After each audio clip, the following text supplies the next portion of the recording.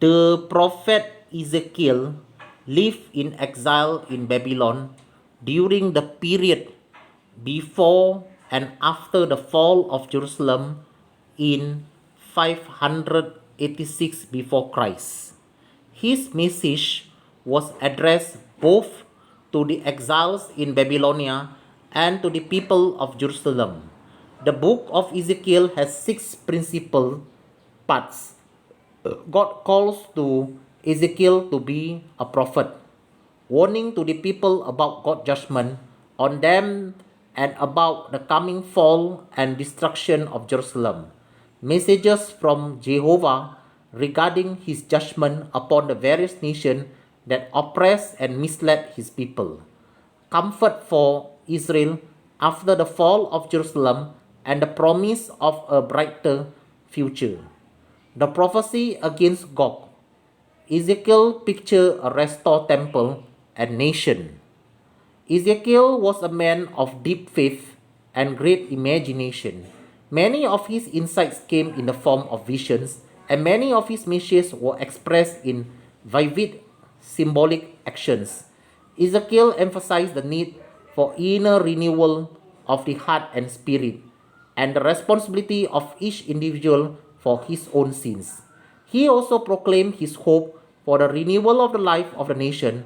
As a priest as well as prophet, he had special interest in the temple and in the need for holiness. सन 586 ईसा पूर्वी में यरूशलेम के पतन से पहले के समय और बाद के समय में यजकेल ने बेबीलोन में निर्वासित जीवन व्यतीत किया था।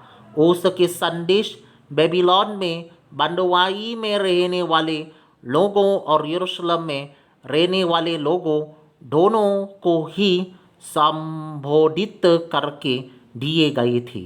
यजकेल के पुस्तक के 6 प्रमुख भाग हैं। भविष्यद्वक्ता होने के लिए यजकेल को परमेश्वर की बुलाहट, लोगों पर परमेश्वर का दंड आ पड़ने तथा निकट भविष्य में यरूशलेम का पतन और विनाश होने की चेतावनियाँ। विभिन्न जातियाँ जिन्होंने परमेश्वर के जनों का भटकाया और उनका दमन किया, उन पर परमेश्वर का दंड आने से संबंधित संदेश। यरूशलेम पतन के पश्चात इसराइल को शांत मिलने और उसके उज्ज्वल भविष्य की प्रतिज्ञा। गोग के विरुद्ध भविष्यद्वाणी, पुनर्निर्मित मंदिर और इसराइल राष्ट्र से संबंधित यजकेल का चित्र। यजकेल एक ऐसा व्यक्ति था जो गहन विश्वास और महान चिंतन का स्वामी था। उसकी कई अंतर्दृष्टि दर्शनों या दृश्यों के रूप में सामने आई और उसके कई संदेश सजीव प्रतीकात्मक क्रियाओं के रूप में प्रस्तुत किए गए थे। यजकेल ने हृदय और आत्मा के आंतरिक नवीनीकरण की आवश्यकता पर बल दिया और कहा कि प्रत्येक व्यक्ति अपने पापों के लिए स्वयं ही जिम्मेदार है। उसने इसराइल के जातीय जीवन के पुनः स्थापन की अपनी आशा की भी घोषणा की थी।